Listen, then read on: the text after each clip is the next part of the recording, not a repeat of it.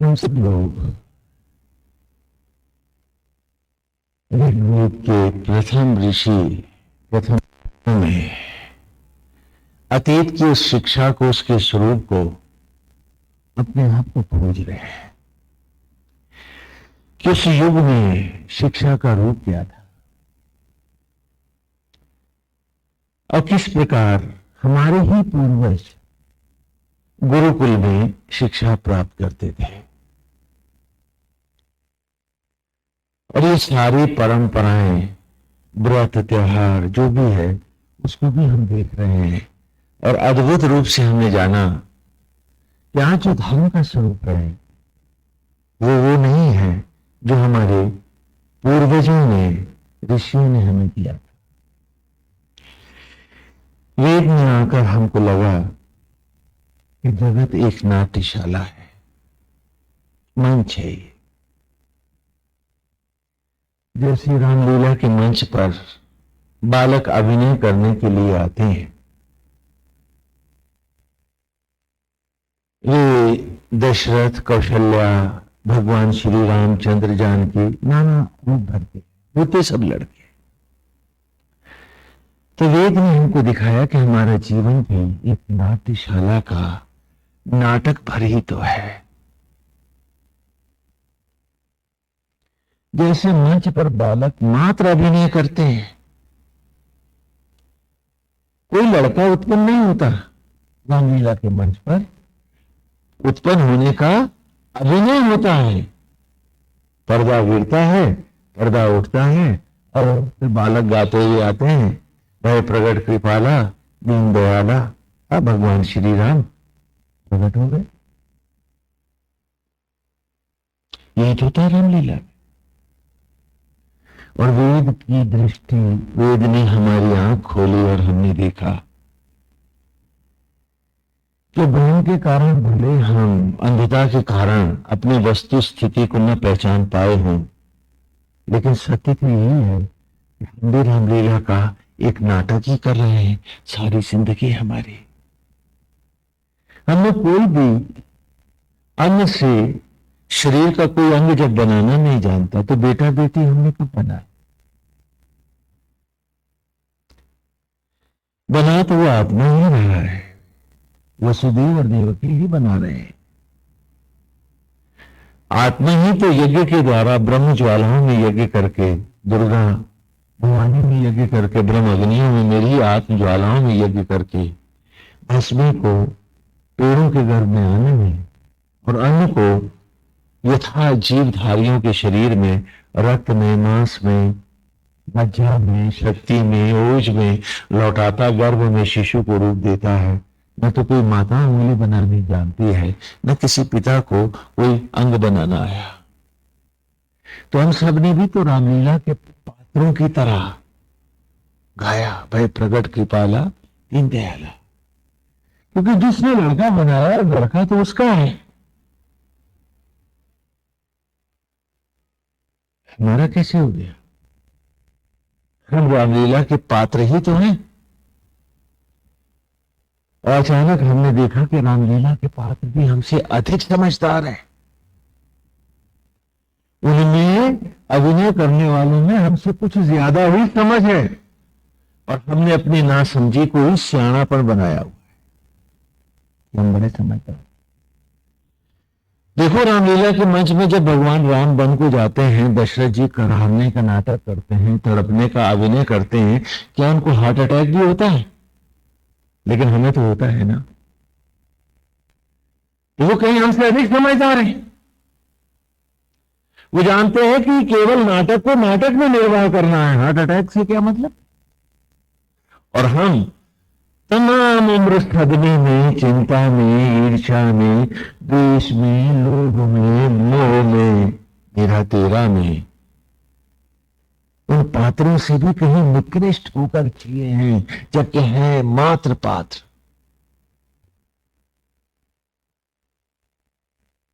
गीता में भगवान ने कहा कि हे अर्जुन, निमित्त मात्र हो।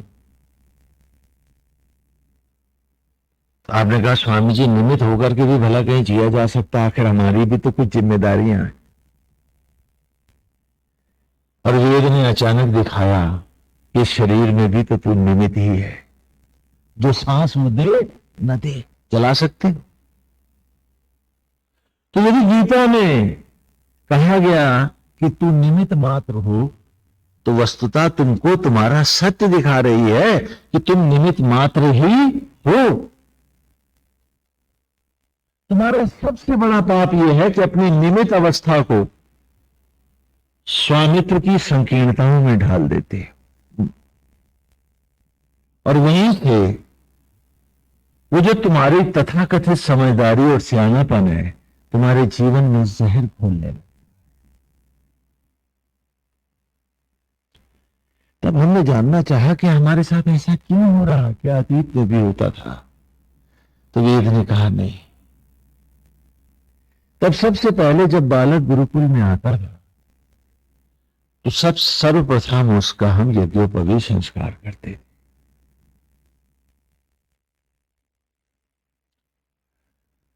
उसे 3 तागों का जनेऊ देते थे। उसके बाद ही उसे द्विज घोषित करते थे। यज्ञोपवीत से पहले चाहे वो ब्राह्मण के घर हो, क्षत्रिय के घर हो अथवा वैश्य के घर हो, वो क्या कहलाता था? शूद्र कहलाता था, क्योंकि जन्म से व्यवस्था तो है नहीं।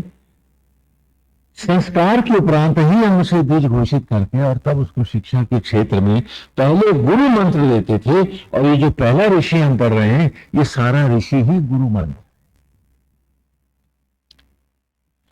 क्योंकि गुरु मंत्र के रूप में हमने उसे एक मंत्र दिया, और वो मंत्र है, आप सब जानते हैं, गायत्री मंत्र है।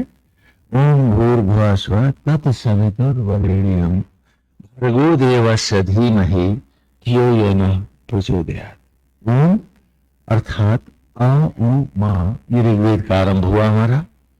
धारण, सृजन और संहार के यज्ञ के द्वारा भू माने पति को करने वाला, भुआ उत्पन्न किए हुए को जीवन से, सांस से, धड़कन से, भोजन से धारण करने वाला, और स्व आत्मा होकर हम सब के भीतर रहने वाला। ऐसा जो आत्मा है, तत्सवितुः, ऐसे सूर्य के समान तेजस्वी उस आत्मा का, परमेश्वर का जो आत्मा होकर मुझ में विराज रहा है, उस आत्मा का वरेण्यम वरण करता हूं। वरण का अर्थ समझते हो? शादी में हाँ वरण होता है ना, वरमालाएं होती है, नहीं होती है, पहनाते ना। तो वरण का अर्थ यहां संपूर्ण रूप से एक दूसरे को अर्पित होकर एक ईमानदार दाम्पत्य धर्म में बंधने की बात थी हमारी, न कि खाली मंत्र रटने की बात थी। कि तत्सवितुः वरेण्यम, ऐसे तेजस्वी आत्मा का हम वरण करते हैं। भर्गो देवस्य धीमहि धियो यो नः प्रचोदयात्, कि जो ज्योतियों का भरदार है, मृत्यु के उस अंधेरों से जो जीवन ज्योतियों में मुझे लाने वाला है, जो मुझको बुद्धि प्रदान करने वाला है, और जो उस बुद्धि को सत्य की राह दिखाने वाला है, ऐसे आत्मा श्रीवर का वरेण्यम मैं जीव रूप वरण करता हूं। मंत्र हम गाते हैं, लेकिन वरण नहीं होता। वरण किसका होता है? ईर्ष्या का, द्वेष का, क्रोध का, लोभ का, असत्य का, अज्ञान का, मेरा तेरा का, अपने पराये का, क्रोध का, दंभ का, आवेश का। अगर यदि हम वरण नहीं करते हैं तो तत्सवितु का ही वरण नहीं कर पाते हैं। और ऋषि भी जानता है कि मंत्र देने के बाद भी जब तक ये उस मंत्र की सत्य को नहीं पाएगा, ये वर्ण कैसे करेगा? इसीलिए प्रथम ऋषि मधुचंदा को बनाया गया, जबकि सभी अतीत के जो वैदिक काल के भी जो हमें प्रमाण मिले हैं, उन सारे प्रमाण को भी यदि हम रखें तो सब समवेत स्वर से कहते हैं कि ऋषि परंपरा का मधुछंदा अंतिम ऋषि है। बाकी सब इससे बहुत पूर्व है, बहुत पूर्व। जो सबसे उपरांत था गुरुकुल शिक्षा में, उसको सबसे पूर्व लाने के लिए ही मधुछंदा को नीचे से ऊपर लाया गया। कि गायत्री मंत्र की यदि सुंदर व्याख्या कोई है, मंत्र के साथ जो व्याख्या है, तो वो मधुछंदा ऋषि। मधुछंदा ऋषि ऋषि परंपरा का यंगेस्ट मोस्ट ऋषि है। उसके बाद उस परंपरा के, वैदिक परंपरा के ऋषियों का हमें कहीं पर भी कोई वो नहीं मिलता है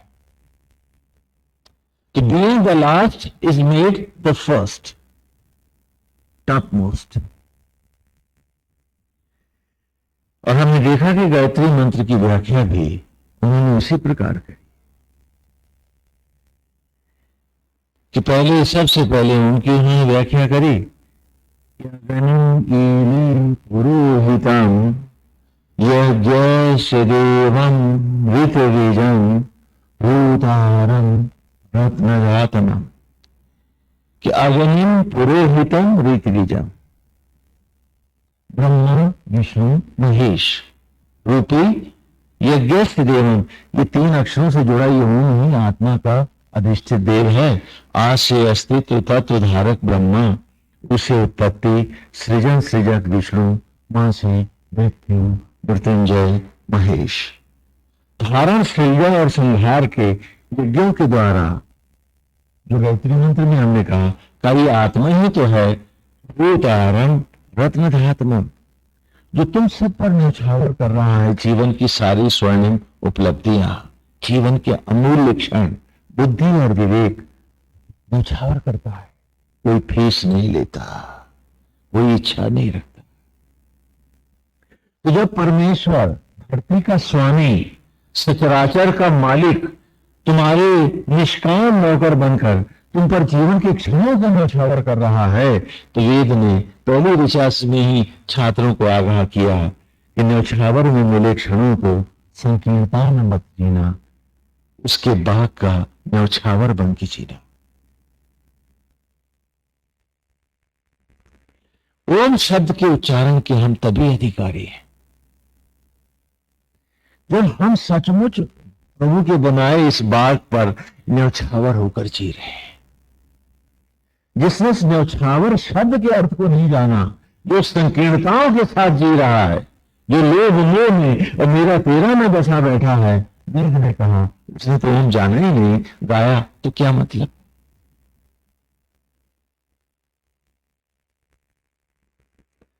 यदि जान के गाया होता तो एक बार कहने से ही वो धन्य हो गया। इसी को लीला कथाओं में भी हमने देखा कि भगवान श्री राम शबरी के जूठे पैर खाते हैं और बड़े आश्चर्य से हमने इस रहस्य को भी जाना कि आज भी आत्मा ये तो मेरी जूठन को रत्न बदल रहा, जीव मात्र की। वो गढ़गढ़ वासी तो आज भी राम बना है, क्योंकि वही तो परमात्मा का लीला अवतार है। तो परमात्मा का लीला अवतार जो होगा, विष्णु के अवतार ही तो है भगवान राम, है ना। तो परमात्मा का लीला अवतार क्या होगा, हमने इसमें भी विचार किया। परमात्मा में से परम निकाल दो तो बाकी क्या रहा, क्या रहा, आत्मा। तो आत्मा ही तो परमात्मा का लीला अवतार है। कथा हमारी है, वेद और सारे धर्म ग्रंथ हमें सुना रहे कि ये रामलीला है जो हम मंच की दिखा रहे थे, इसलिए नहीं कि आप बड़ी श्रद्धा से सर झुका करके सिया राम गा के चले जाओ। नहीं, उद्देश्य था इस कथा में अपने को पढ़ डालो और मनुष्य योनि की इस क्लास में पास होके दिखा दो। यदि प्राइमरी क्लास में, केजी क्लास में हमने बच्चे को पढ़ाया का से कबूतर से का, खरबूजे से खा, गोभी से गा, अब वो काका गाना पड़े, खाली कबूतर खरबूजा और गोभी रटता रहे, क्या वो पास होगा? बोलो, पास हो जाएगा? तो भगवान ने कहा खाली मेरा यश गान करके तुम कैसे पास हो जाओगे? उस यश गान को, मेरे उस यश गान में जो छिपे काखा गा है, उन्हें भी तो तुम्हें पढ़ना था, उन्हें आचरण में, व्यवहार में, स्वभाव में, मान्यताओं में उतारना था, लेकिन खाली डपोर शंख की तरफ गाना था। आप सब जानते हो कि कबूतर खरबूजा गोभी नहीं, काखा गा पड़ेगा नहीं तो पास कैसे होगा? लेकिन खुद खाली कबूतर खरबूजा गोभी जी गा करके आप चाहते हो कि आपको मोक्ष दे दिया जाए? इतनी विचित्र बात है। एक तरफ आप इतने समझदार हैं, दूसरी तरफ आप इतने ही नाड़ीपने की बात कर रहे।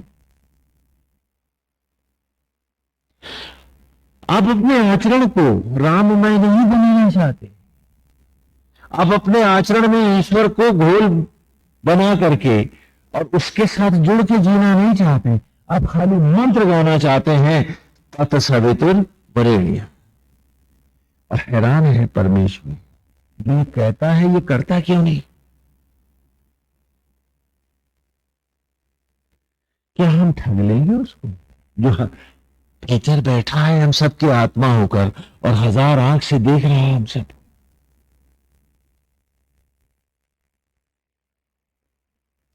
और इसी को वेद की एक एक ऋचा में हमने सृष्टि के उन रहस्यों को जाना। कहा कि बाहर जो तुम कर रहे हो ये नाटक नहीं है, ये रिहर्सल है नाटक का पूर्वाभ्यास है। इसका मंचन तब होगा जब अंतर्मुखी होकर आत्मा के साथ जोड़ के करोगे, तो पहली बार तुम मंच पे आओगे अभिनय के लिए। इसीलिए पहले ही गुरु मंत्र में ऋषि से पढ़ाता है कि अंतर्मुखी होकर आत्मा से जुड़कर, आत्मा से अद्वैत कर, तन से निगरी को ब्रह्म ज्वालाओं में यज्ञ करते हुए इन्हीं अग्नियों से तुम्हें दोबारा दूसरा रूप लेके प्रकट होना है, द्विज होके दिखाना है। द्विज शब्द का अर्थ है द्विजन्मना जायते इति द्विजा, कि माता के गर्भ से तो तुमने जन्म ले लिया, अब इस ब्रह्म ज्वाला में तप के द्वारा इस तन सामग्री को आत्म ज्वालाओं में यज्ञ कर, आत्मा से अद्वैत करता हुआ इन अग्नियों से जब तू उत्पन्न होगा तो तू क्या होगा? तब तू द्विज होगा। अभी हम बड़े स्टार्ट से कहते हैं हम द्विज हैं, द्विज नहीं, हम द्विज प्रतिज्ञ हैं। क्योंकि जब यज्ञोपवीत को धारण करते समय हमने द्विज प्रतिज्ञा ली कि मैं द्विज होके दिखाऊंगा, ऐसा त्रिवाचा मेरा, तब द्विज घोषित करता हूं, अन्यथा जन्मना जायते शूद्रा। और फिर जब घर ही में वो व्यक्ति मर गया, हमने बड़े विस्तार से इसे भी लिया, और यज्ञोपवीत की इस द्विज संकल्प को पूरा नहीं कर पाया, तो हमने कहा इसके पैर अब दक्षिण कर दो। ये पितृपक्ष उसी के प्रतीक हैं जो आज आप मना रहे हैं, ये पितृपक्ष चल रहा है। कहा इसके पैर दक्षिण करो, ये उत्तरायण नहीं गया, दक्षिणायन चला गया, देव गोल में नहीं गया, यमगोल की बारी है। आपको पता है ना कि मकर संक्रांति मनाते हैं जब सूर्यदेव उत्तरायण को प्राप्त होते हैं। तो कहा इसने जीवन के उत्तरायण को नहीं जाना, ये तो जीवन को नरक बना के जिया, आत्मा हर क्षण को अमृत सा बनाता रहा इसके, और ये उन्हीं क्षणों को चिंता, द्वेष, ईर्ष्या, लोभ, मोह में सड़ाता रहा है। ईश्वर के दिए हुए अमृत को भी ये नरक बनाता रहा है। इसलिए अब इसके पैर दक्षिण करो, जनेऊ तोड़ दो। 12 जन्मों की शूद्रता का प्रतीक 12 दिन का जो सूतक इसके जन्म काल में हमने मनाया, अब उसमें से एक जन्म का एक दिन और जोड़कर इसकी क्या मनाओ? 13 ही मनाओ। ये पुनः महाशूद्र हो गया, ये दिव्य संकल्प को धारण नहीं कर पाया। ये थोथे दंभ को लिए नाचता फिरा कि मैं द्विज हूं, लेकिन ये उस सत्य को कभी नहीं पाया। इसके पैर दक्षिण कर दो और ले चलो इसे दक्षिणायन शमशान घाट, वहां वहीं से इसे पुनः आवागमन को भेज दो। और हमने पूछा कि ये कौन से यान से जाएगा? कहा यह पितृयान से जाएगा, देवयान से तो गया नहीं है।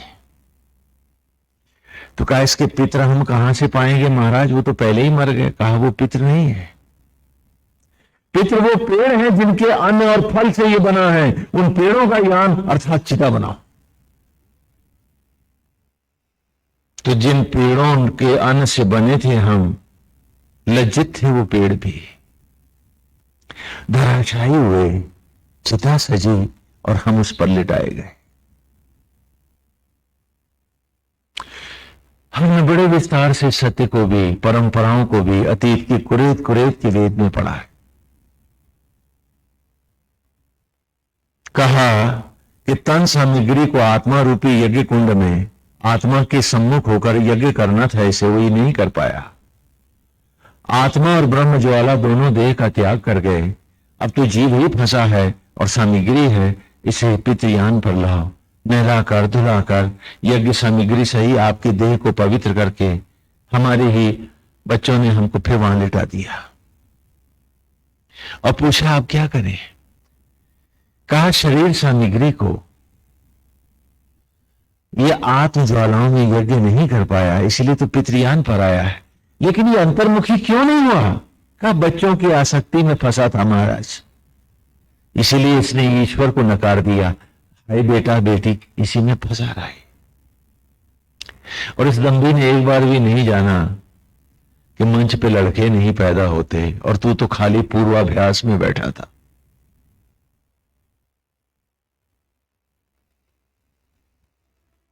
तो कहा ये उन्हीं की आसक्ति और भ्रम के कारण ये अंतर्मुखी नहीं हुआ, इसने अपने जीवन का सर्वनाश किया है। तो कहा ठीक है, जिनके कारण ये अंतर्मुखी नहीं हुआ उन्हीं बेटों को बुलाओ और कहो कि अब वो इस सामग्री को अग्नि दे। बेटा आग देता है, चिता को आग की। और जब धो धो कर लपटें उठने लगी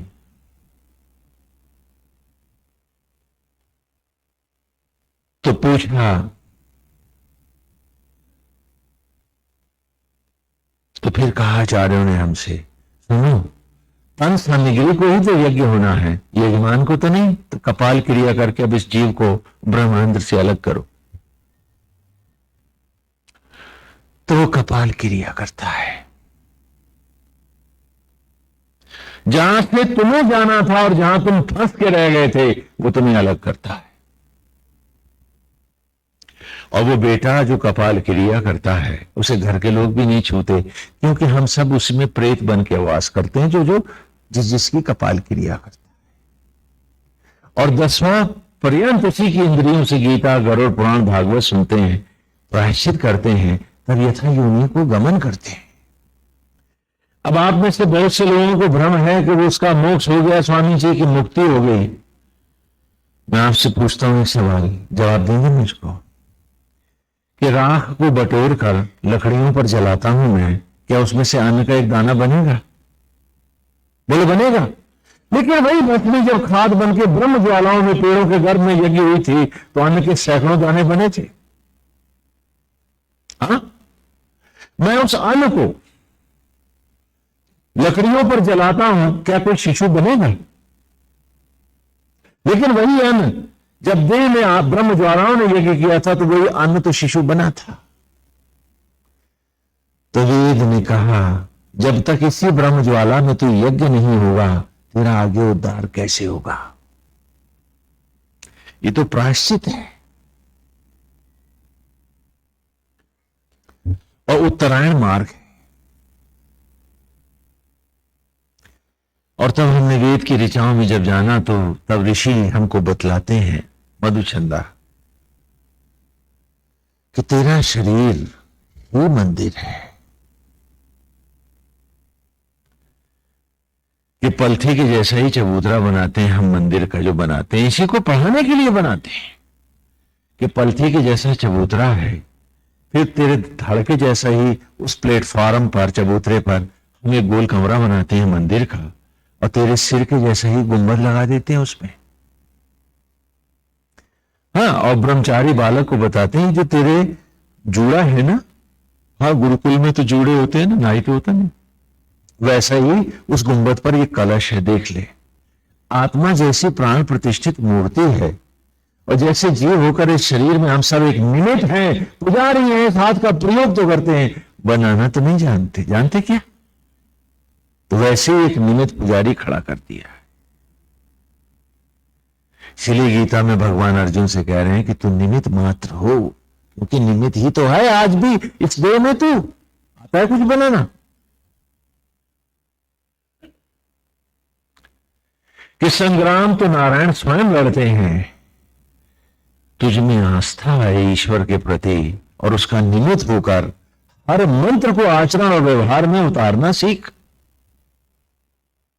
तो तू विजयी होगा। इसी को हमने महाभारत में भी देखा कि 10 इंद्रियों के अर्जन से अर्जित ये जीव ही अर्जुन है। शरीर रथ है, जीव इसी रथ पे तो बैठा है, देह रूपी रथ पे। आत्मा श्री कृष्ण ही तो सारथी हैं, जो सांस और धड़कन से शरीर रथ को चला रहे। यज्ञोपवीत जिसे धनुषाकार पहनता हूं, यही तो मेरा गांडीव है, धनुष है, और मायाओं का महासमर महाभारत है। मेरे सारे बाण ये ऋचाएं ही तो हैं वेद की, यही तो मेरे अस्त्र हैं।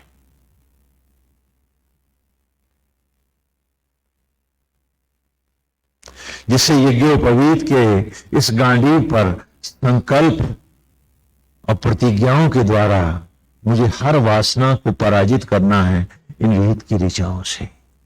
यही तो महाभारत है जिसे हम सब भारत लड़ रहे हैं। और इस प्रकार महाभारत की कथाओं से, नाना पौराणिक कथाओं से, बड़े सरल ढंग से, बड़े सरस ढंग से जहां ये धर्म हमें पढ़ाता रहा, तो उसने जो सबसे बड़ी बात हमने पढ़ी कि हम सब आत्मा की ही संतान है, और आत्मा को वेद में हमने कहा भरत, जो सबका भरण पोषण करने वाला है, उस आत्मा को हमने भरत कहा। इसलिए इस भूखंड का नाम क्या पड़ा? भरतखंड। और यहाँ के जाति संज्ञक, जो आप सबका जो जाति संज्ञक नाम है, वो विशुद्ध रूप से भारत है। ना आर्य, न हिंदू, न इंडियन, ये सब कालांतर में पैदा हुए। इसलिए धर्म ग्रंथों में कहीं भी इसे नहीं स्वीकारा गया है।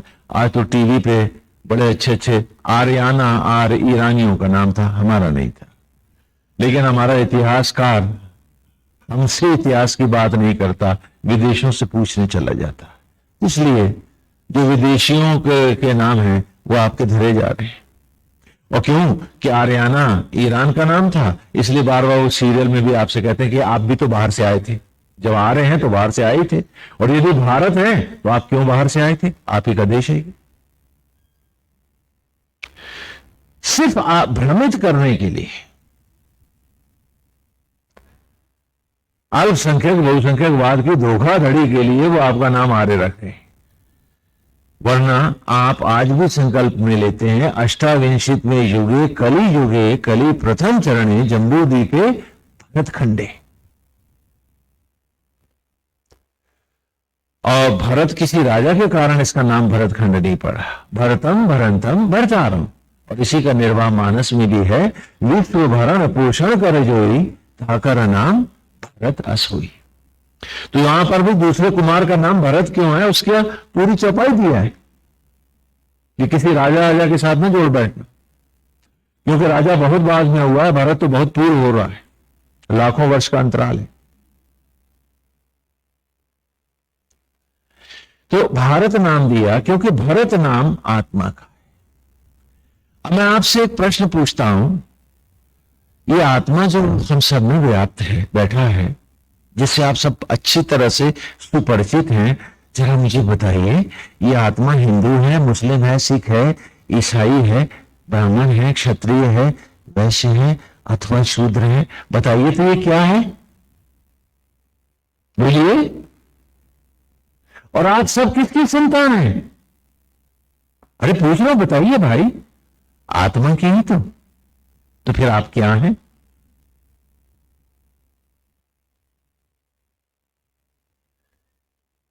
बहुत सीधा प्रश्न पूछा है मैंने आपसे।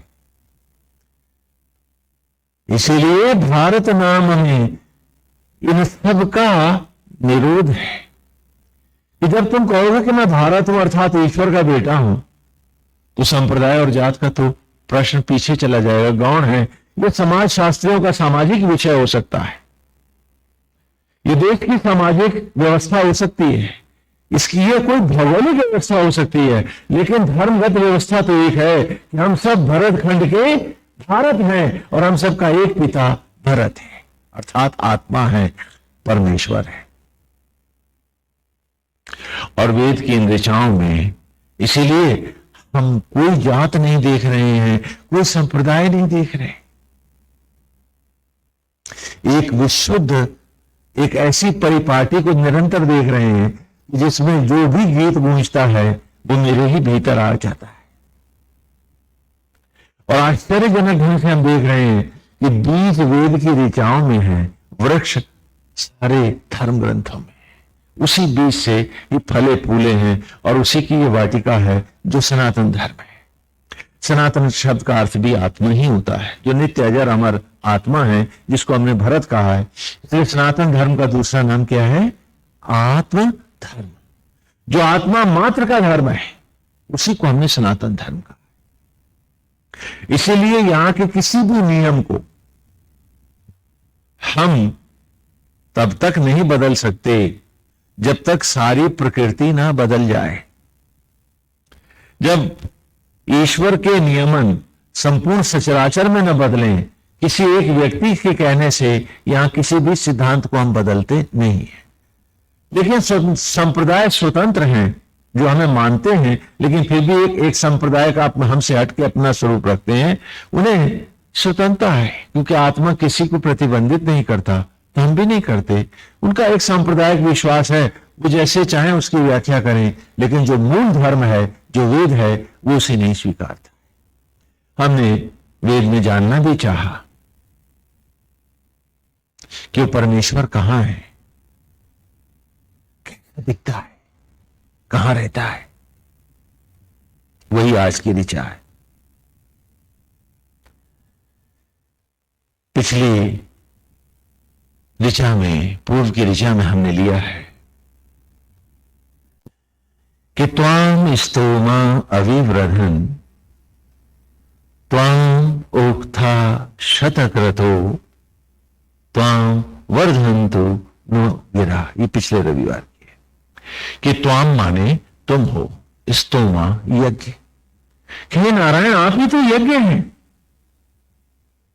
यदि आप यज्ञ न करें तो ये सचराचर कहां होगा? भस्मी से बालक होगा कैसे? और कैसे यज्ञ है? अविव्रधन, उत्पत्ति को, सृष्टि को करने वाले आप यज्ञ हैं। अभी कहते हैं जब प्रकृति पुनः संतति की योग्य होती है, उस अवस्था को अभी कहते हैं। मतलब जैसे मनुष्यों में, स्त्री पुरुष में जब कब वो प्रकृति पुनः संतति की योग्य होती है, जब वो पुनः रजस्वला होती है, तो अभी माने रजस्वला भी होता है। तो त्वाम स्तोमा अविव्रधन, कि आप ही तो उत्पत्ति के यज्ञ हैं, अर्थात विष्णु हैं, और आप ही तो लक्ष्मयी लक्ष्मी है। त्वाम उक्था शतक्रतु, सारे वेदों के स्तोत्रों ने, संपूर्ण सूक्तों ने, सभी ऋचाओं ने आप ही को तो शतक्रत अर्थात प्रलयंकर रुद्र कहा है, प्रलय का देवता कहा है, आदि शंकर कहा है, और आप ही तो आदि ज्वाला, आदि शक्ति है। क्योंकि शतक्रत शब्द का प्रयोग इन्हीं दोनों के लिए होता है। त्वाम वर्धन्तु, और आप ही तो ज्ञान के ब्रह्मा हैं हमारे सचराचर के, और नो गिरा, और आप ही तो हमारी वाणियों की सरस्वती हैं, अर्थात आप ही ओम है। आ से अस्तित्व तत्वधारक ब्रह्मा, ओ से उत्पत्ति सृजन सृजक विष्णु, मां से मृत्यु मृत्युंजय महेश। ब्रह्मा का सहज स्वभाव प्रकृति क्या है? सरस ज्ञान, तो विद्या की देवी सरस्वती आसे। विष्णु का उत्थान, तो लक्ष्मयी लक्ष्मी। और प्रलयंकर रुद्र का, महाशिव का प्रलय, तो आदि ज्वाला आदि शक्ति दुर्गा पार्वती। तो ओम वो बीज है जिसमें संपूर्ण सचराचर का, धर्म का, वृक्ष का जो मूल बीज है, प्रणव है, वो ओंकार है। उसी की पुनः यहां इस ऋचा में व्याख्या है। जो बीज में नहीं होता वो वृक्ष में भी नहीं होता, क्योंकि बीज में संपूर्ण वृक्ष चाहे जितना विशाल हो और चाहे जितना छोटा बीज हो, बीज रूप वृक्ष पूरा उस बीज में समाया होता है। यदि नहीं होगा तो आगे पेड़ में भी ऐसा नहीं होगा।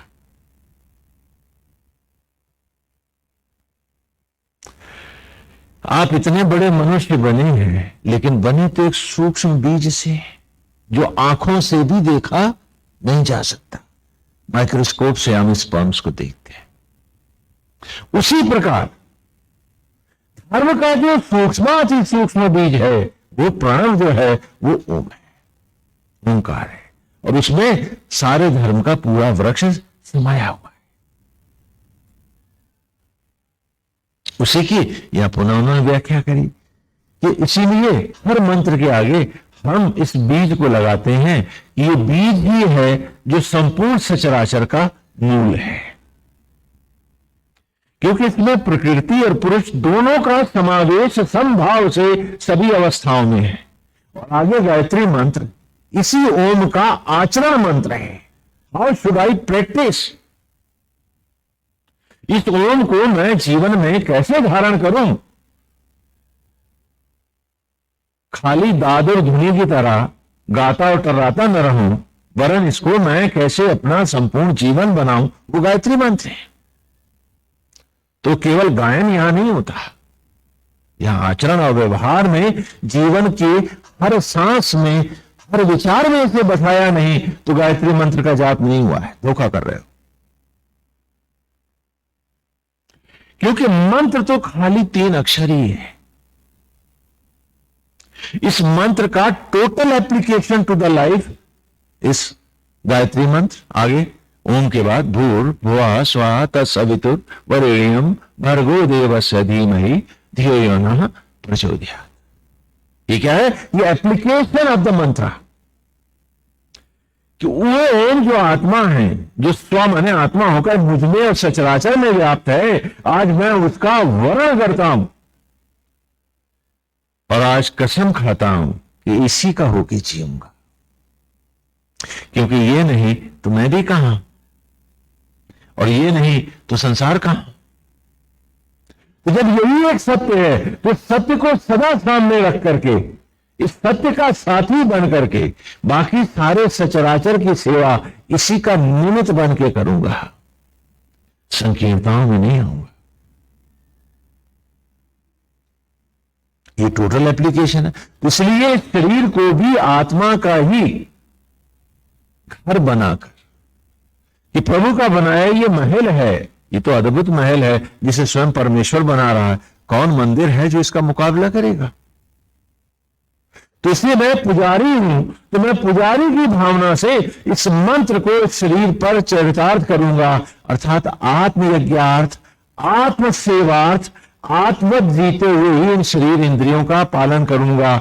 इन्हें व्यभिचार के लिए, धड़ी के लिए, झूठ और मक्कारी के लिए, और मेरा और तेरा के लिए प्रभु के बनाए इन इंद्रियों को, आभूषणों को मैला नहीं करूंगा। ब्रह्मचर्य का अर्थ केवल एक लंगोटधारी होना, एक इंद्रिय का दमन करना नहीं है। ब्रह्म शब्द का अर्थ है आत्मा। ब्रह्म माने आत्मा कि संपूर्ण इंद्रियों को केवल आत्मा के हित में ही प्रयोग करूंगा, तब मैं आपको कहूंगा कि आप क्या हैं, ब्रह्मचारी हैं। भोजन भट्ट को भी हम ब्रह्मचारी नहीं कहते। और एक सदगृहस्थ जो एक पत्नी व्रती है और आत्मा की इस मर्यादा में मर्यादित है, तो वो गृहस्थ जिसके संतानें हैं वो भी ब्रह्मचारी है। इसे समझो अच्छे से। वो जो मर्यादित होकर जी रहा है,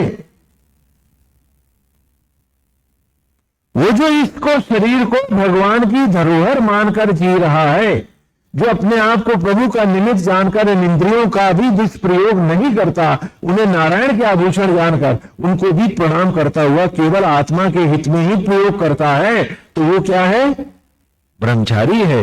वो गृहस्थ भी ब्रह्मचारी है। और अगर खाली एक इंद्रिय का दमन करने वाले ब्रह्मचारी होते तो भारत के जितने भी नपुंसक लोग हैं जिन्हें आप ढोलक लेके नाचते देखते हैं, तो वो सब क्या होते, ब्रह्मचारी, और सीधे मोक्ष के अधिकारी ना होते।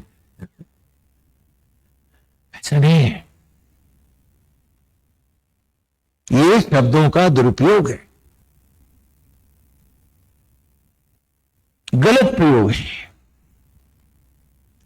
जो आत्मा को ही, नारायण को ही सब कुछ मानकर आत्मा के प्रति समर्पित होकर मनसा वाचा कर्मणा आत्मा को ही सर्वोपरि मानकर जी रहा है, वही ब्रह्मचारी। यही गायत्री मंत्र है आपका। तो जिसने आचरण में नहीं गाया इसे, उसकी तोता रणटंटी को या टेप रिकॉर्डर बजंती को भगवान ने भी कभी नहीं माना। वो सिर्फ अपने को धोखा दे रहा है कि वो बड़ी माला फिर रहा है, बड़े भजन गा रहा है। हम सब अपने आप को धोखा देते हैं। तो उसी की यहां व्याख्या पुनः की कि त्वाम स्तोमा अभिव्रहन त्वाम उक्था शतक्रतु त्वाम वर्धयन्तु नो गिरा, कि हे आत्मा है, हे नारायण, आप ही तो विष्णु है, आप ही लक्ष्मी है, आप ही महाशिव हैं और आप ही आदि ज्वाला, आदि शक्ति है, आप ही ज्ञान रूप ब्रह्मा है, वाणियों की सरस्वती है। तो लेकिन आप कहां पर हैं? क्या सिर्फ मंदिर में? तो आज की ऋचा खोलें, हम आज ही की ऋचा को ले रहे हैं। आज की ऋचा जो ब्लैक बोर्ड से आप लोगों ने नोट करी है, निकाल लें। तो आप कहां पर हैं? आप कहां पर हैं? तो कहा अक्षितोति स्नेहिमम, ऋचा देखें, अक्षितोति स्नेहिमम वाजम इंद्रा सहस्त्रिणम यस्मिन् विश्वानि पंसया। अक्षितोति, अक्षि कहते हैं आंख को और अक्षि कहते हैं मोती को। तो अक्षितोति का अर्थ है कि जैसे सीपी में बंद मोती होता है, सीपी में बंद है तो बाहर से दिखता है क्या? दिखता नहीं है, लेकिन होता तो है। तो अक्षितोति, अक्षि उतोति, सीपी में छिपा हुआ मोती, अथवा बंद पलकों में, मुंदी हुई पलकों में, आंखों में ये काली पुतली।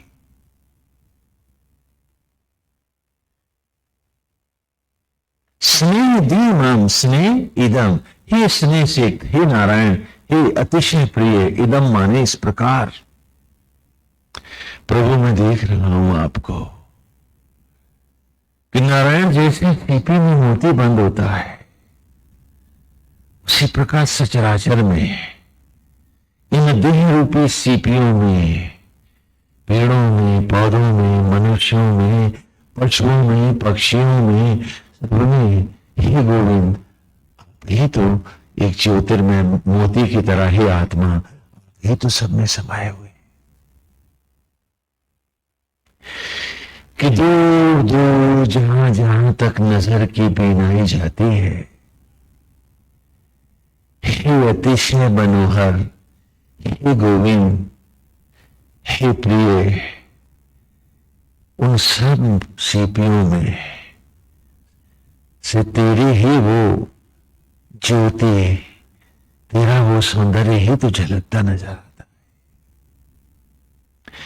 गोविंद तू ही तो है इन सीपियों में, तू ना होता तो ये सब कहां होते।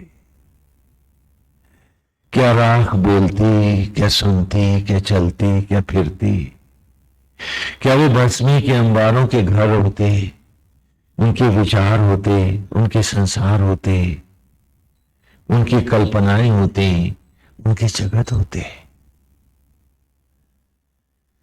कहां होते हैं? क्या क्षित होती, सीपी में बंद मोती की तरह। हे गोविंद, हे स्नेह सिताज, आपको मैं सब में देख रहा हूं। अब ये मेरा और तेरा का भाव समाप्त हो गया,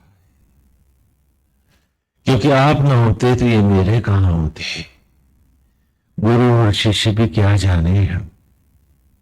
गोविंद आप नहीं है तो यहां न गुरु है न चेला है, तो प्रभु आप ही व्याप्त है। ये स्नेह से मैं आप ही को सब में देख रहा हूं।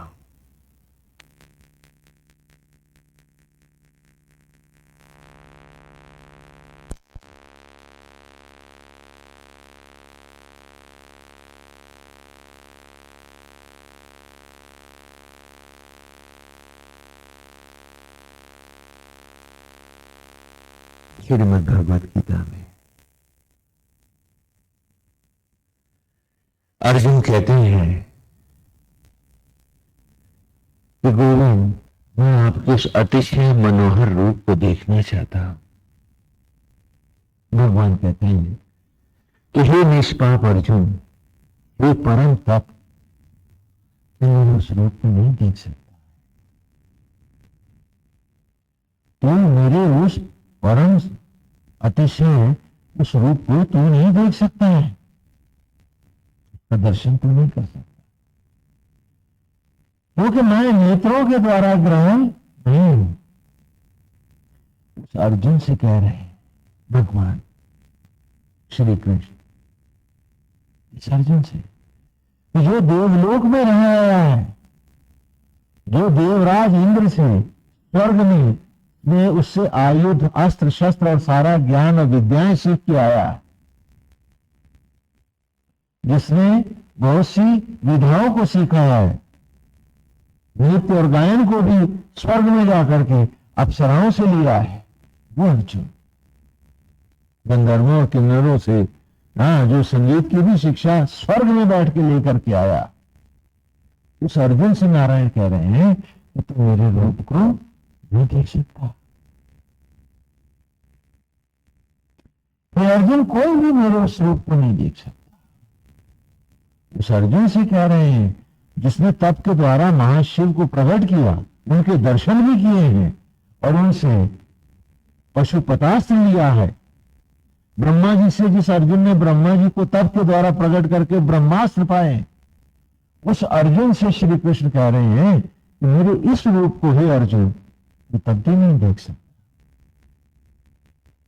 जब तक कि मैं तुझे दिव्य चक्षु न दूं। और जब दिव्य चक्षु मिला है अर्जुन को, तो अर्जुन कहता है कि नारायण, मैं आपके इस अद्भुत दिव्य रूप को देख रहा हूं, इस रूप को देख रहा हूं। हे नारायण, मैं देखता हूं कि सारी सृष्टियां सचराचर आप में समाया हुआ है। कितने भाग्यवान है कि गोविंद ने वही चक्षु अपना वेद में रख दिया है। ये ऋचाएं बन के चक्षु हमें उसके सत्य का दर्शन करा रही हैं। और कितने हतभाग हैं हम, ये दर्शन करने के बाद भी फिर उसी सड़ांध में लौट जाते। मेरा तेरा कि किसको कितना ठग लें। मेरी 4 तल्ला कोठी मैं और मेरों के लिए सोने की मजबूत लंका बन जाए, और जानते हैं कि साथ कुछ भी मिल जाएगा। ये शरीर और इसकी परछाई भी यहीं फेंक के जानी होगी।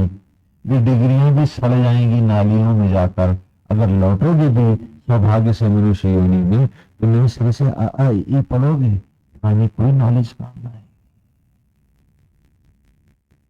इतने अंधे भी हैं हम। वो दिव्य चक्षु जो श्रीमद् भगवद गीता में नारायण अर्जुन को देते हैं, वेद ने अचानक हमारे सामने रखा है। इतने भाग्यहीन है कि हम उस चक्षु से देखना भी तो नहीं चाहते। क्षण मात्र को सत्संग भर देखते हैं फिर भूल जाते। इतनी विचित्र बात है। और फिर उसी दुर्गंध में, सड़ांध में, तथा कथित सियानेपन में एक कौवे की गंदगी बटोरने की मनोवृत्ति में हम लौट जाते। पता नहीं हम आज अपने साथ भी ईमानदार क्यों नहीं। कितनी विचित्र बात है। फिर वही झूठ है, फिर वही प्रपंच है, फिर वही बहाने। लगता है कि हमने विधाता से कहा है कि तू भी पूरा जोर लगा ले, तो भी कोशिश कर ले, हम सुधर के नहीं दिखाएंगे, हम खाते हैं। ऐसा है क्या? इतनी विचित्र बात है। दिव्य चक्षु मिला है अर्जुन को, तो कहते हैं गोविंद आज मैंने आपके इस अतिशय दुर्लभ रूप का दर्शन पाया है। हे नारायण, आप ही सचराचर में व्याप्त। हे गोविंद, सारी सृष्टियों को मैं आप में समाया देखता हूं। हे नारायण, मैं देखता हूं कि मैं भी आप में समाया हुआ हूं। और प्रभु ये कितना विलक्षण बात है कि आप मुझ में समाये हुए। मेरे हर आप हैं, मेरे भीतर भी आप। हे नारायण, सिर्फ आप ही आप है। मैं देख रहा हूं न कौरव दिख रहे हैं न पांडव, सब में आप ही आप दिख रहे हैं गोविंद।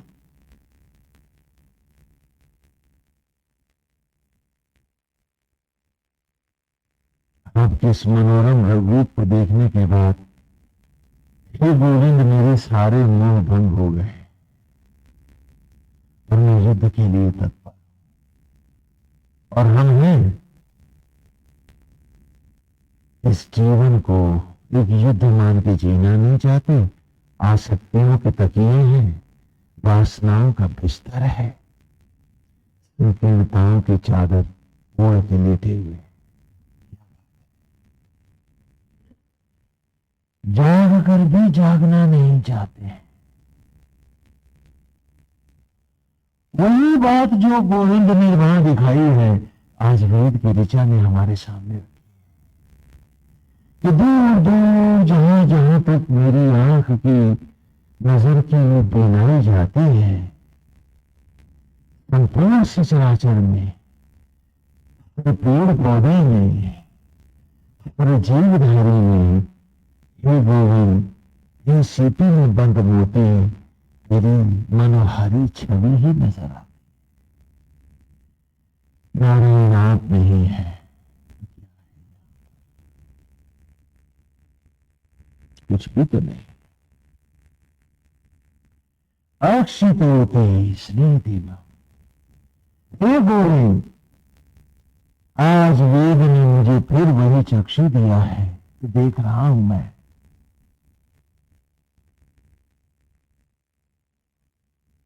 क्या आप ही तो मोती के समान हर देह में जगमगा रहे हैं गोविंद।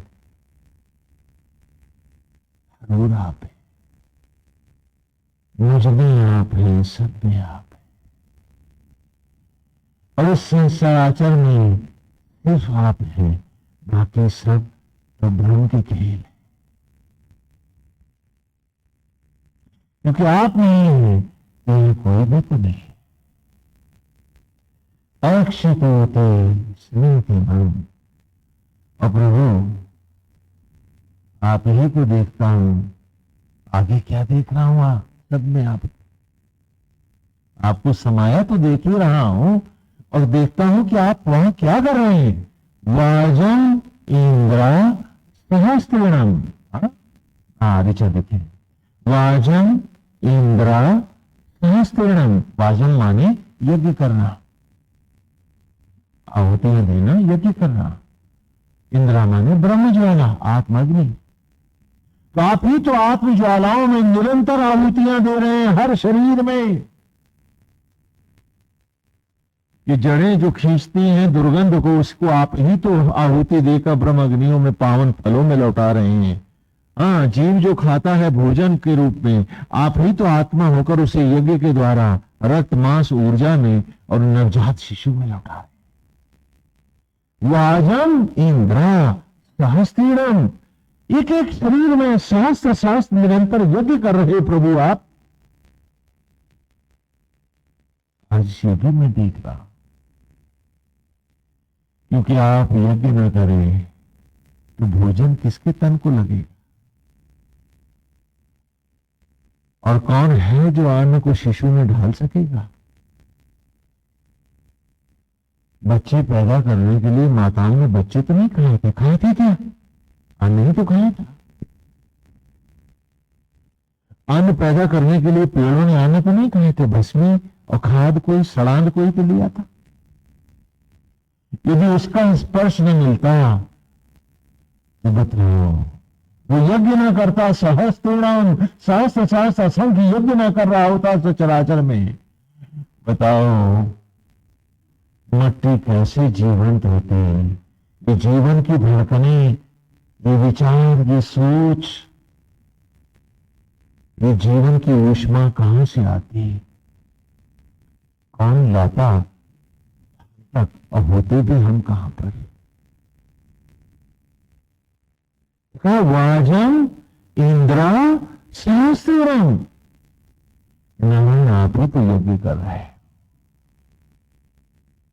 जिससे दिल धड़कता है, सांसें है, धड़कने हैं, शरीर में सोच है, विचार है, शक्ति है, ऊर्जा है। गोविंद आप नहीं हो, इनमें से भी तो कुछ नहीं है। और प्रभु सारा सचराचर आपको मान रहा है। मनुष्य होकर हम ही ऐसे दंभी और अधोपतित हैं जो अपने दंभ को मान रहे हैं और आपको नहीं मानते।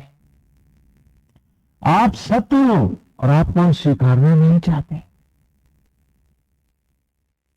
फुलिश ईगोज और फॉल्स यूनिटीज में, वेस्टेड इंटरेस्ट में, विषाक्त मनस्थितियों में हम एक दूसरे की पीड़ा और घुटन तो बन सकते हैं, लेकिन किसी का कल्याण और सुख कहां हो पाते? ऐसी विचित्र बात कर आप रहे हो और दंभ के अंदर देख के भी नहीं देख पा रहे। धन्य है वो अर्जुन जिसने देखा तो गोविंद आपका हो गया, और अब आगे उनके देख करके भी आंख मूंद लेते हैं। तभी तो पुनः उस दुर्गंध और सड़ांध में लौट जाते हैं और सोचते हैं कि यही से सही है, यही ठीक। सारे तो यही कर रहे हैं, हम भी तो यही करेंगे स्वामी जी। कितनी विचित्र बात है, कैसी विचित्र बात है कि अमृत के घट मेरे भीतर भरे हैं और चिंता, ईर्ष्या, द्वेष का विष मैं हूं तो पिए जाता हूं। अमृत पीने को मन नहीं होता। जो पी लो एक घूंट तो हो जाऊं अमर, लेकिन मैं राजी नहीं होता हूं। ऐसी विचित्र कि वाजम इंद्रा सहस्रम, नारायण आप ही तो ब्रह्म ज्वालाओं में निरंतर निरंतर यज्ञ कर रहे हैं, निरंतर निरंतर यज्ञ कर रहे हैं। और उन्हीं यज्ञों के कारण ही तो क्या हो रहा है? आगे आए ऋचा में, यस्मिन् विश्वानि संशया, जिसके कारण, यस्मिन् माने जिसके कारण, विश्वानि ये क्षण भंगुर संसार जो आज है और कल नहीं, यही तो हमारी अवस्था है। यस्मिन् विश्वानि ये क्षण भंगुर संसार, मृत्यु को प्राप्त होने वाला ये सचराचर भी संशया, फिर जीवंत हो रहा है, फिर जीवंत हो रहा है। हर ओर कोलाहल है, गोविंद आप है, ये क्या है? ये सब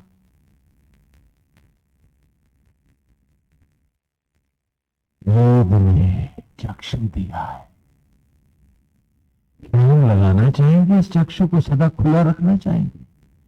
हम पूछे अपने आप से,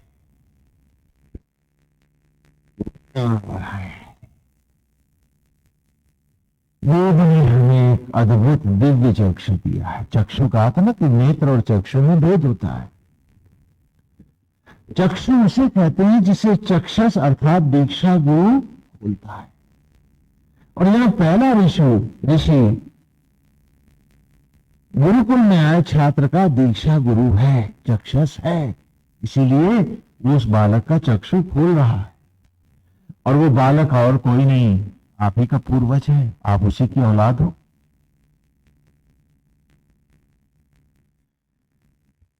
उसका तो चक्षु खुला, जिसके कारण उसकी संततियां आज भी बैठी हैं। आपके चक्षु अगर मुड़ गए तो कल आपकी औलादों का भी क्या होगा? पूछा आपने आपसे। क्योंकि धृतराष्ट्र अपने कुल का नाश कराता है। विषय वासनाओं की काली पट्टियां बांधने वालों, तुम अपनी औलादों के साथ कितने ईमानदार? पूछो अपने आप से। ये जो तुम्हें तीसरा नेत्र भी दे रहा है और तुम विरासत में अंधता बांटे जाते हो कि हम तो अंधों से जिए, हम महा अंधे बन के जीना, तभी तो मेरे बेटे कहलाओगे। सिर्फ मिट्टी के लिए जीना और जिंदगी के सोने फेंकते जाना। इस 100 मन सोने से जो जीवन की क्षण न मिले, ऐसी सुनहरी जिंदगी को तुमने सड़ी हुई राख में ही तो लौटाया है। आधी जिंदगी आधी राख, 4 कदम और चिता की लकड़ियों पर भस्मी का ढेर, बस राख ही राख, जिंदगी का सोना छितरा गया। और पूछेगा जब परमेश्वर तुमसे, जब ईश्वर भी तुमसे पूछेगा कि मैं आत्मा होकर तुझे सांस, धड़कन और जीवन का क्षण निष्काम भाव से देता रहा, तुम मतलब से खटमल की तरह हर क्षण को सिर्फ मतलब से ही नगद करता रहा। मैंने जब इतने बड़े संग में भी मेरा रंग न लिया, तो मैं तेरा उद्धार कैसे करूं? मुझसे हट के तेरे पास कोई योनि है? छू भी तो तू नहीं हो सकता, क्योंकि वहां भी आत्मा चाहिए तुझे।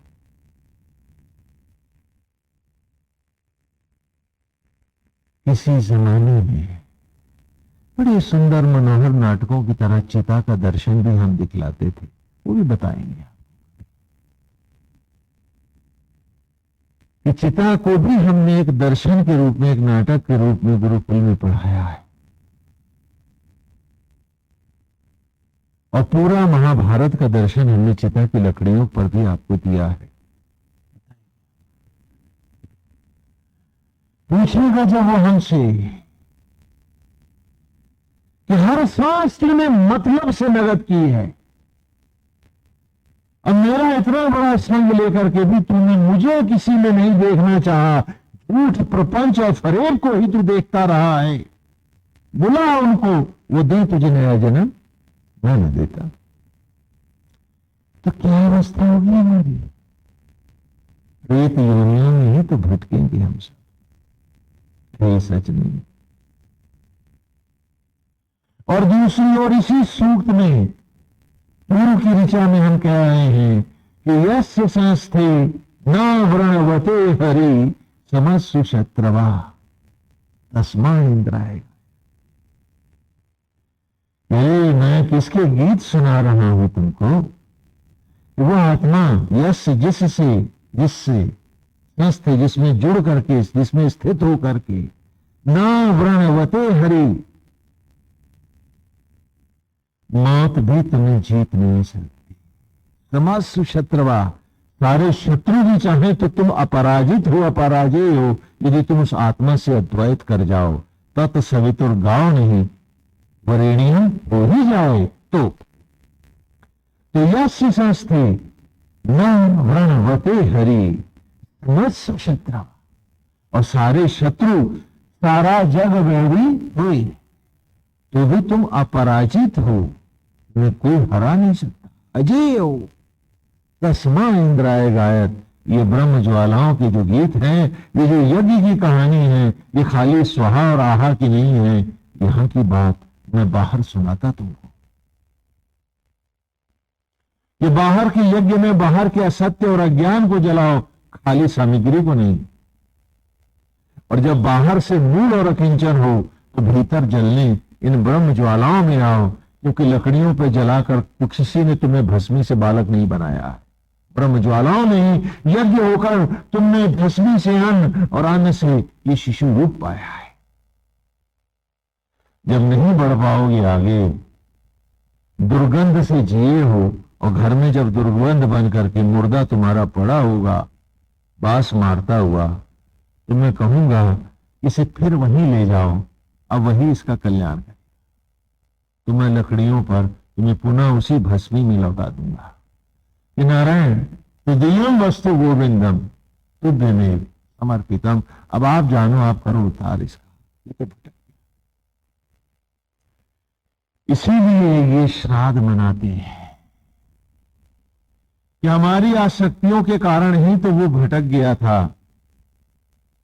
हमारा पेट भरने के तथाकथित दंभ में फंसा, औरों को लूट करके हमको जरा ऊंचा और सब्ज बाग दिखाने के लिए ही तो वो फंसा रहा। उसने आत्मा से नहीं जुड़ा, भटक गया था। तो चलो हमारे भी धर्म है कि हम फिर उसका ध्यान करें, क्योंकि आत्मा से आत्मा को राह होती। यदि वो किसी प्रेत योनि में अभी तक भी भटक रहा है तो हम उसके लिए पुण्य करें, दान करें, उसका श्राद्ध करें, उसको तिलान दें, उसकी पूजा आरती करवाएं और उसके नाम पर दान करें। यदि वो भटक रहा है, वो स्वयं हमारे ही कारण, हमारी आसक्तियों के कारण भटका है, तो वो फिर लौट आए। जिन आसक्तियों की डोर से वो कल डूबा है, उन्हीं रस्सियों से आसक्ति व शीघ्र भले लौट हमारे ही परिवार में कहीं जन्म ले ले, अब और न भटके पतित योनियों। इसीलिए ये श्राद्ध कर्म होते हैं और ये बड़े वैज्ञानिक है। दूर देश में आपके स्वजन का एक्सीडेंट होता है तो आपकी आंख फड़कने लगती है, आपका दिल बैठने लगता है। आप कहते हो कहीं कुछ हुआ है, मुझे बेचैनी है, और तभी टेलीग्राम आ जाता है। तो ये आसक्ति, ये टेलीपैथी मर के भी नहीं छूटती है जीव के। आज दुर्भाग्य है कि हम कभी कहते हैं कि अरे स्वामी जी तो पुरानी रूढ़ियां, इनका कोई मतलब नहीं है, और हम इनसे कट जाते हैं।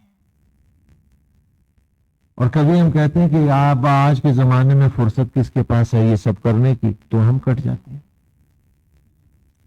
लेकिन हम भूल जाते हैं कि जो हम कर रहे हैं उसी का अनुसरण तो हमारी संततियां भी करेंगी।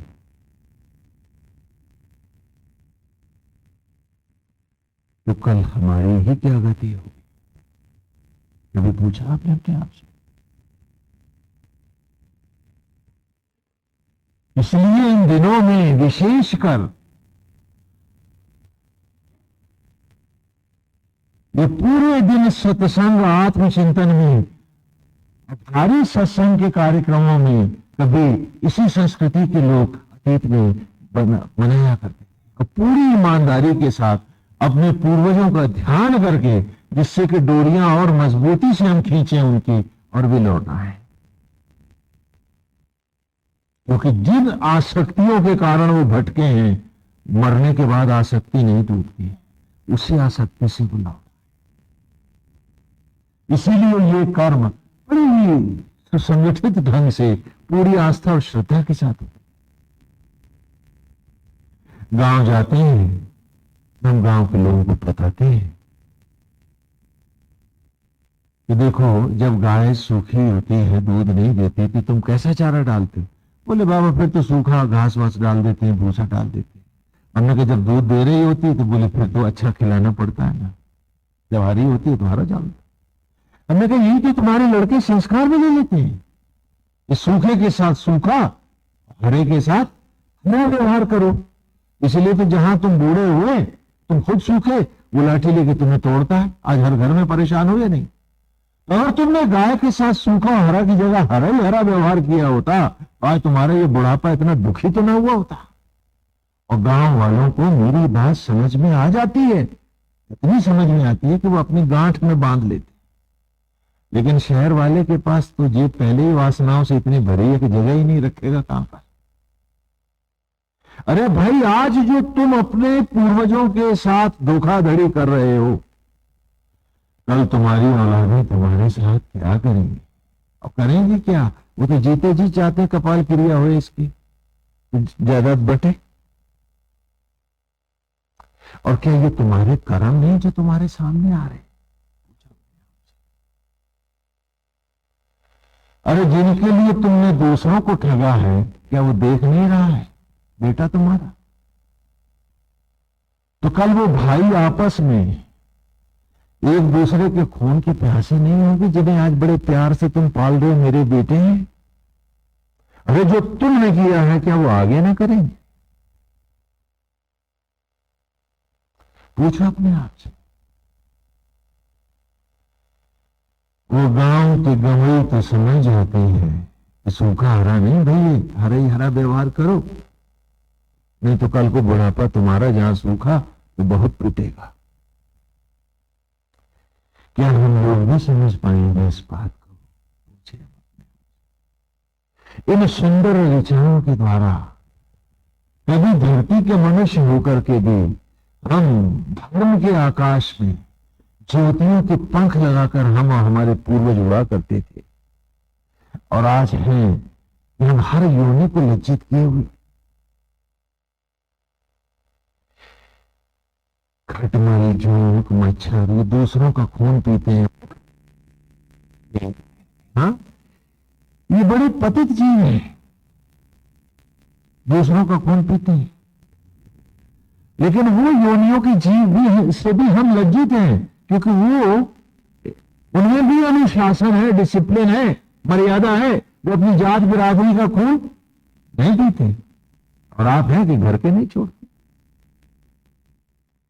किसी युग में वेद की कितनी जरूरत थी,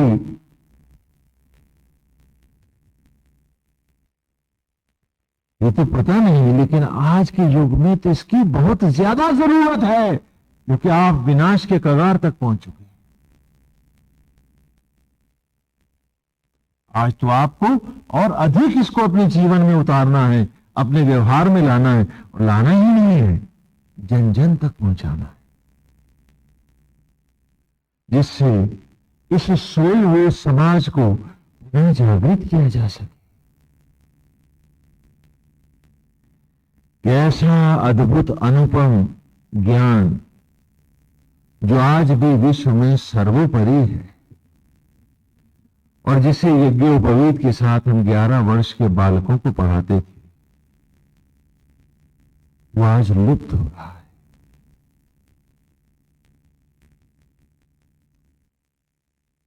हमें तो इसे एक बार फिर इस मृत हो रही संस्कृति को पुनः जीवन,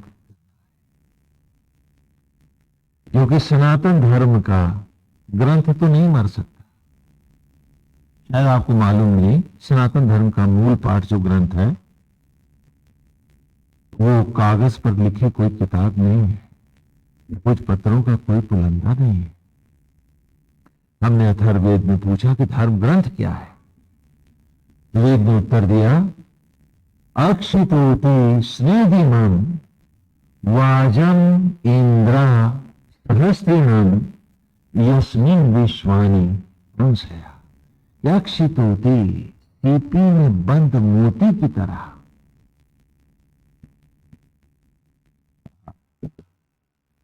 वो प्राण प्यारा जब हम सब में बैठा हुआ है, और वही जीवन का हर क्षण लिख रहा है, तो जिसे परमेश्वर लिखता है वही तो धर्म ग्रंथ है। ये हमने भी ऋग्वेद में पढ़ा, और इसी को अथर्ववेद में उन्होंने कहा कि देवस्य पश्य काव्यम न ममान न चीर्यते, अंति संतम न जहाति अंति संतम न पश्यति। देवस्य पश्य काव्यम न ममार न चीर्यति, कि कागज पर लिखे हुए मरे हुए अक्षर ईश्वर की किताब कैसे हो सकते हैं? क्योंकि मृत्यु तो अंतिम सत्य नहीं है। अंतिस अंतम न च, कि मृत्यु ही हम सबके समीप है। अत्य ऐसा अंत संतम योगी न पश्यति, उन्हें मृत्यु को तो कोई भी सत्य नहीं मानता, क्योंकि मृत्यु सत्य नहीं है और ये जीवन का अंत भी नहीं है। ये तो अर्ध विराम है, क्योंकि अगला जन्म फिर शुरू हो जाता है। जीवन की रेलगाड़ी तो चलती रहती है।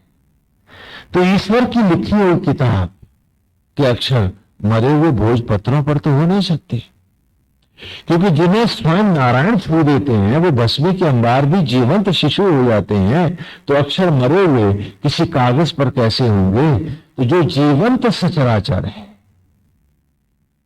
वही तो ग्रंथ है और हम सब उसके अक्षर हैं, और आत्मा होकर ईश्वर जो सनातन है वही तो निरंतर लिख रहा है। तो इसलिए प्रभु का लिखा ग्रंथ, ये किताब तो सचराचर है। ये ऐसा महाकाव्य है जो किसी के मिटाए मिट नहीं सकता। इसे कोई भी नहीं मिटा सकता। ये तो निरंतर चलता रहेगा। हाँ, हम अक्षर के सौभाग्य से रहित हो जाएंगे, ये बात दूसरी है। कि हम इस योग्य भी न रहें कि इस किताब का अक्षर बन पाए, कि हम उसकी दया की सीमा से भी बाहर निकल जाएं अपने पापों के कारण, तो बात दूसरी है। और जब बच्चे नहीं सुधरते हैं तो मां बाप भी तो हताश हो जाते हैं। अब एक छोटा सा उदाहरण आपको देते हैं कि आपका बेटा है, बच्चा है, आप उसको बहुत सुंदर कपड़े बनवा के देते हो, बड़े कीमती कपड़े, वो रोज फाड़ डालता है उसे, शैतान है। तो हार के मां बाप क्या करेंगे? सस्ता और मोटा कपड़ा ही तो देंगे उसे पहनने को, बोलो। तो जब इस मनुष्य योनि के सुंदर रूप को, उस वस्त्र को तुम धारण नहीं कर पाओगे, समझ करके भी बातों को ना समझ बनना चाहोगे, तो वो पिता भी तो कहेगा कि इन्हें इस वस्त्र की कोई तमीज नहीं है, इनको पहनना नहीं आता है, तो क्या करेगा? मोटा कपड़ा दे देगा, पशु योनि में फेंक देगा। अरे जो तुम औलाद के साथ करोगे तो क्या वो पिता नहीं करेगा तुम्हारे साथ? तो हम सब धोखा सिर्फ अपने आप को दे रहे हैं, सिर्फ अपने को।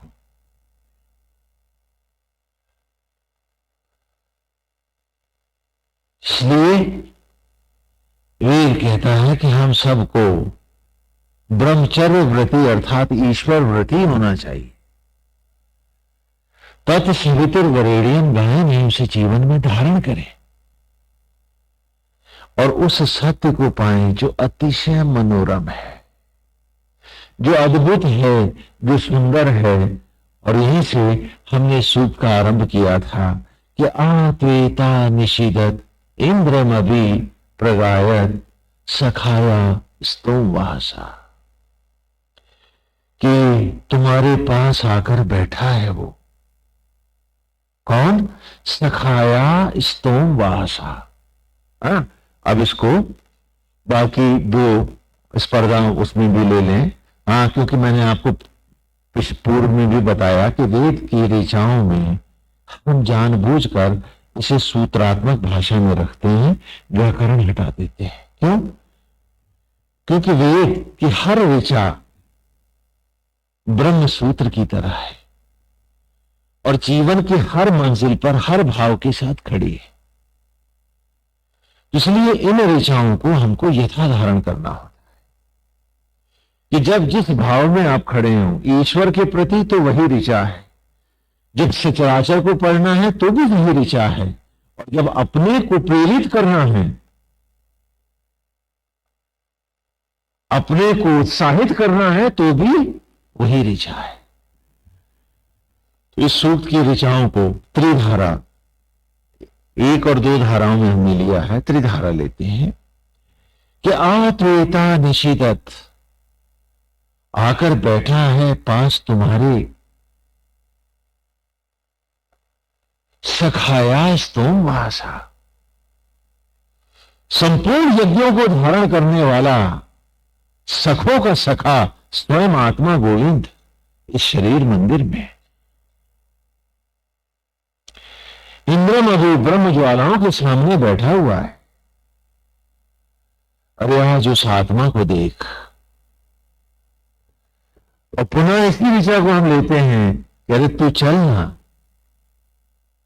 तुम्हारी आत्मा तो तुम्हारे भीतर बैठी है, तो तू बाहर क्यों भटक रहा? इस मंदिर में, इस देवालय में आ, इस धाम में आ।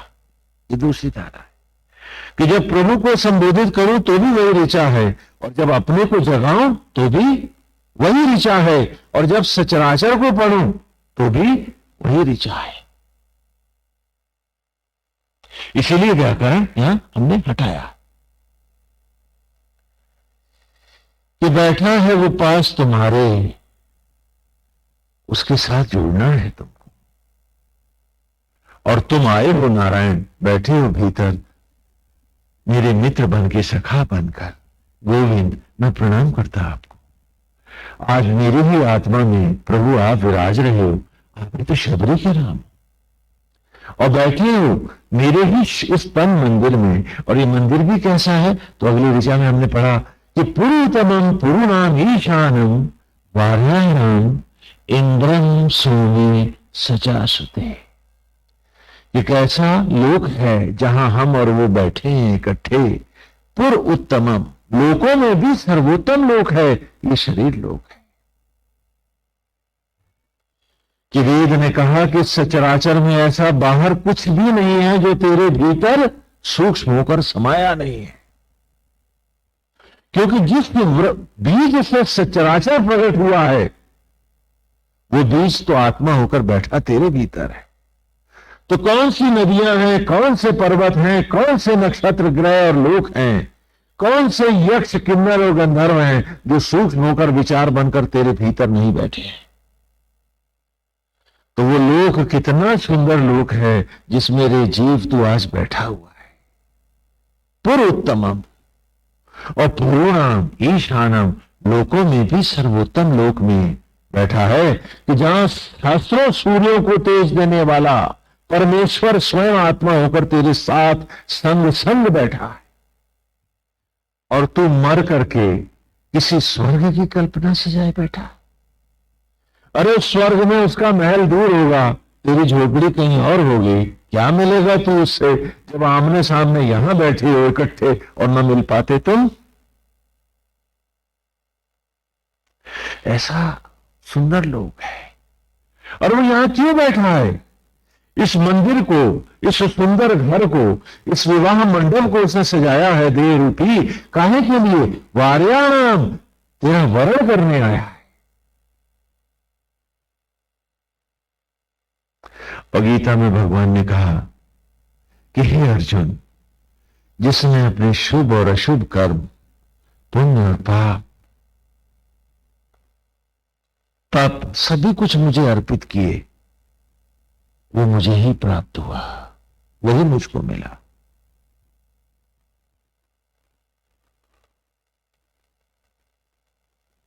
तो चलना आज वर्ण कर उसका कि गोविंद अच्छे थे तो बुरे थे तो, नारायण भूले हुए हैं, अज्ञान के कारण सब कुछ हुआ है प्रभु। हम तो निकृष्टतम स्तर तक उतर गए थे गोविंद। प्रभु तो भी जैसे हैं हम आपके हैं।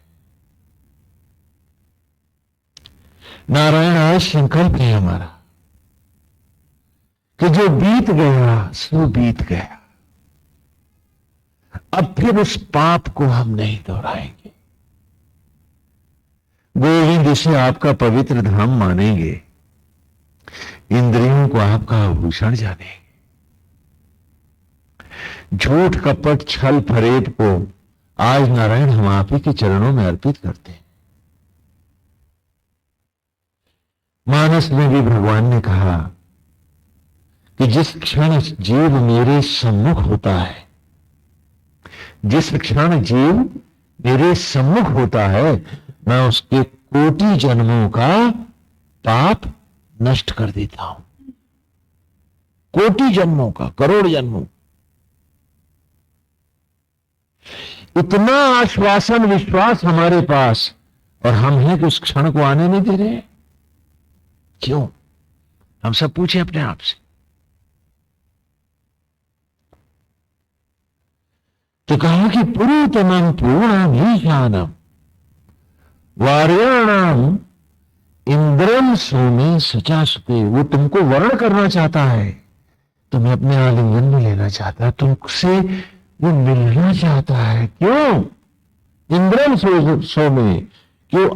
ब्रह्म ज्वालाओं के उस अमृत के साथ सचा संयुक्त करके, जोड़ करके तुमको वो अमृत पिला करके दोबारा अमृत में तुम्हें उत्पन्न करना चाहता है, देवत्व की ओर ले जाना चाहता है। इसीलिए तो आत्मा होकर बैठा है, तेरे जूठन को रथ में बदल रहा। तुम सो जाते हो और वो नहीं सोता है। हर सांस हर क्षण वो तुम्हारे शरीर की रक्षा करता है, सड़ने नहीं देता है। उसके हटते ही इसी देह से बांस उठती है, मुर्दा सड़ने लगता है। तो ऐसा अतिशय कृपालु, दयालु, ऐसा पतित पावन, जो सड़ांध को भी सुगंध में लौटाने वाला है, ऐसा परमेश्वर भीतर बैठा है, और तो दुनिया भर का कूड़ा मन में बटोरे घूमता है।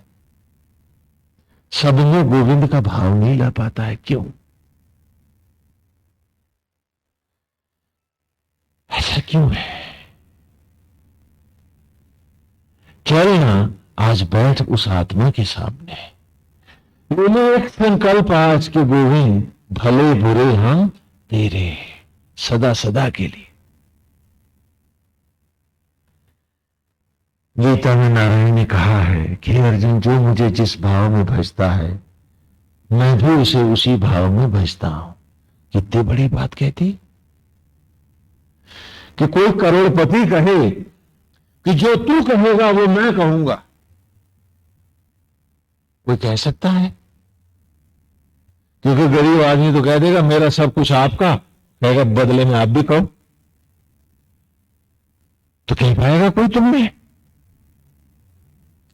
लेकिन देखो, सचराचर के स्वामी ने तुमसे कहा है कि यो यथा माम प्रपद्यन्ते तांस तथैव भजाम्यहम्। क्या कहा उसने? तो क्या तुम कह नहीं सकते कि गोविंद, हम अच्छे बुरे जो भी हैं नारायण, हमारा सर्वस्व आपको समर्पण, बदले में परमेश्वर का समर्पण तुम्हें मिलने वाला है। तो फिर छल की, छद्म की, धोखाधड़ी की क्या जरूरत है तुम्हें? क्यों पाप बटोरते हो? इतना बड़ा आश्वासन है तुम्हारे पास। यदि तुम पूरी ईमानदारी से उसके हो जाओ, तो तुम्हें कोई झूठा नाटक और दंभ करने की जरूरत नहीं है। यो यथा माम प्रपद्यन्ते तांस तथैव भजाम्यहम्। है किसी में साहस जो कह दे किसी को? तब कहेंगे कि बराबर वालों में बात होगी। तो सामने करोड़पति हो तो करोड़पति कह सकता है कि चलो हो जाए बराबर के। एक भिखमंगे को कोई करोड़पति कहेगा कि जो तू कहेगा वही मैं लौट के कहूंगा? हाँ, तो करोड़पति भिखमंगा ना हो जाएगा, भिखमंगा करोड़पति।